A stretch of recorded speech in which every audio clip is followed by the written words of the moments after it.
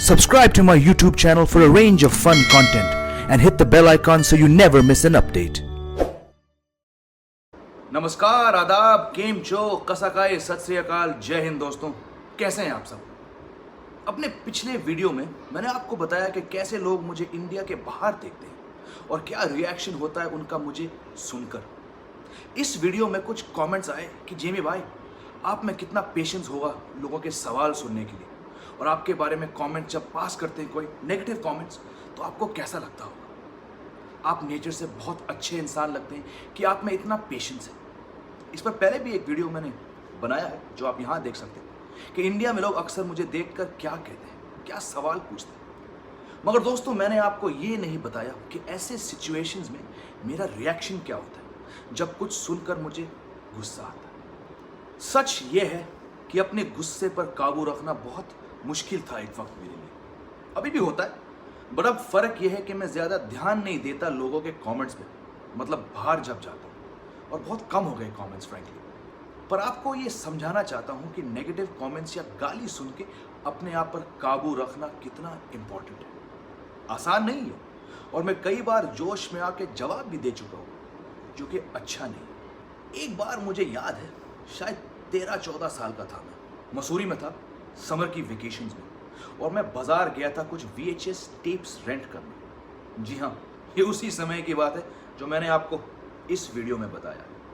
मैं वापस चलकर आ रहा था तो दो लड़के बैठे थे एक दुकान के बाहर, और मुझे देखकर एक ने बोला, और मैं अंग्रेज, किसकी वीडियोस लेके जा रहा है? और मैंने फट से जवाब दिया, तुम्हारी माँ की, देखेगा। एक पल के लिए तो दोनों हैरान हुए मुझे हिंदी बोलते देखकर, और जब उनको एहसास हुआ कि मैंने क्या बोला तो मेरे पीछे दौड़ना शुरू किया उन्होंने। मगर उस टाइम मैं बहुत तेज था और वो मुझे पकड़ नहीं पाए। अब दोस्तों, मेरा ये जवाब देना सही नहीं था, पर जिस तरह से उस लड़के ने मजाक उड़ाते हुए पूछा, तुरंत वही निकला मेरे मुंह से। अच्छा हुआ कि मैं उन दोनों से तेज भागा उस दिन। बात यह है कि गाली देना अच्छा नहीं होता, पर जब सामने वाला कुछ कहता है तो इंसान की नेचुरल रिएक्शन होता है गाली देना। ऐसे और भी किस्से हैं, यहाँ मैं कुछ दोहरा सकता हूँ आपको और कुछ नहीं, फॉर ऑब्वियस रीजंस। मुझे याद है कुछ साल पहले मैं अपने इन लॉज के साथ उदयपुर गया था। हम फतेह सागर की सैर करने चले, और जब वक्त आया बोट राइड की टिकट खरीदने तो मैं, मेरी सास और मेरी वाइफ नीचे बोट पे चढ़े, और मेरे फादर इन लॉ और ब्रदर इन लॉ टिकट्स खरीदने गए। हम तीनों बोट पे वेट कर रहे थे, और ऊपर टिकट बूथ से एक बंदे की आवाज़ आई कि बोट नहीं चलेगा जब तक वो फॉरेनर टूरिस्ट रेट नहीं देगा। मैंने ऊपर देख के पूछा, क्या हुआ, बात क्या है? मेरे फादर इन लॉ ने कुछ कहा नहीं, तो मैं समझ गया कि कुछ गड़बड़ है। मैं बोट से उतरा और सीढ़ी चढ़कर उनके पास गया। उन्होंने कहा कि काउंटर के पीछे वाला आदमी कह रहा है कि तुम्हें फॉरेनर रेट देना पड़ेगा।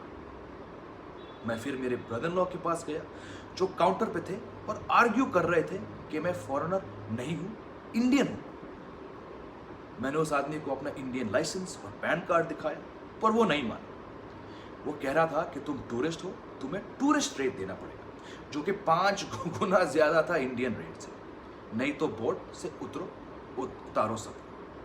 अचानक मेरा फ्यूज उड़ा और मैं पीछे के रास्ते से चलकर ऑफिस के अंदर चलने लगा, उस आदमी को एक लगाने। गुस्सा बहुत आया मुझे उसकी बात करने की तरीका सुन के, पर मैंने फिर अपने आप को रोका क्योंकि मेरे इन लॉज वहाँ थे। फिर भी मेरे मुंह से 2-4 ठेठ गाली निकली उस बंदे के लिए।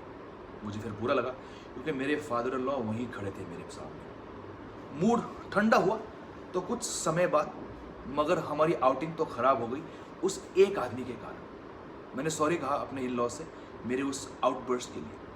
शायद पहली बार उन्हें भी एहसास हुआ कि अक्सर क्या फेस करता हूँ। दूसरी तरह का गुस्सा होता है जब आपके हाथ पैर चलने लगते हैं। मैंने बहुत कंट्रोल किया अपने आप को ऐसे सिचुएशंस नहीं घुसने की, मगर 1-2 बार हो चुका है। एक बार जब मैं बॉम्बे में काम करता था, 2005-6 की बात होगी, तो एक रात ऑफिस के बाद देर से मैं घर आ रहा था। अंधेरी से मुंबई सेंट्रल लोकल ट्रेन लिया मैंने, और जब मुंबई सेंट्रल स्टेशन की सीढ़ियाँ चढ़ रहा था तो एक आदमी उतर रहा था, नशे में था, ड्रंक।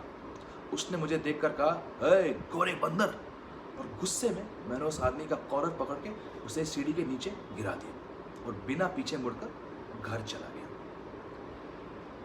बाकी आप समझ सकते हैं कि यहाँ दिल्ली और नोएडा में शॉपिंग के टाइम क्या होता है। कभी जनपद जाऊं तो मुझे देखकर चीज़ों के रेट्स डबल हो जाते हैं। मैं हंस के बोलता हूँ, भाई तू रहने दे, तेरी माल मुझे खरीदना भी नहीं है। और यहाँ नोएडा के लोकल मार्केट्स में अपनी वाइफ मिया के साथ जाता हूँ तो वो मुझे पीछे रहने को कह देती है जब उन्हें बार्गेनिंग करनी पड़ती है। और फिर सीपी के नशेड़िया पूछेंगे, hello brother, you want smack, गांजा, हशीश? होता है ये बहुत बार। एक बार तो मैंने एक को बोला, देख बे, नारकोटिक ब्रांड से हूँ, और वो हैरान होके पीछे हट गया। True story. और दोस्तों, लॉकडाउन से पहले जब मैं वीकेंड्स पे अपने क्लब के क्रिकेट मैचेस खेलता था, दिल्ली, नोएडा, गुड़गांव, फरीदाबाद में, एनसीआर में, तो अक्सर बाउंड्री के पीछे से कोई बोलता है, हे बेन स्टोक्स, ओए जॉनी बेयरस्टो, रिकी पॉन्टिंग, या सामने वाली टीम से एक आध कमेंट्स भी आते हैं जब मैं फील्ड पे उतरता हूँ कि ओए भाई देख ले, इस टीम ने ओवरसीज प्लेयर बुलाया है। या टॉस टाइम पे कोई दूसरी टीम से बोलेगा अपने कप्तान से कि अरे भाई, आज तुझे इंग्लिश में बात करनी पड़ेगी टॉस पे, संभालियो, वगैरह वगैरह। अब सच कहूँ तो इससे मुझे अब ज़्यादा चिढ़ नहीं होती। In fact I find it quite amusing also. तो दोस्तों, ये थे कुछ एग्जाम्पल्स मेरी ज़िंदगी से जब मैंने अपने गुस्से पर काबू नहीं रखा। अब जब सोचता हूँ तो लगता है कि शायद थोड़ी शांति से रिएक्ट कर सकता था, पर कोई नहीं, लाइफ गोज ऑन। इन किस्सों से सीखने को मिलता है। अगर आपको ये वीडियो अच्छा लगा तो ज़रूर इसे लाइक करिए, शेयर करिए, और अगर आपने अब तक मेरे चैनल को सब्सक्राइब नहीं किया तो ज़रूर कर दीजिए। कुछ ज़्यादा नहीं करना है आपको, बस स्क्रीन के नीचे वाले बटन को दबाना है, आइकॉन, और दूसरी बात नोटिफिकेशन वाली। करिए करिए, आपको अच्छा लगेगा। Until next time दोस्तों, stay safe, stay healthy, stay smart. जय हिंद।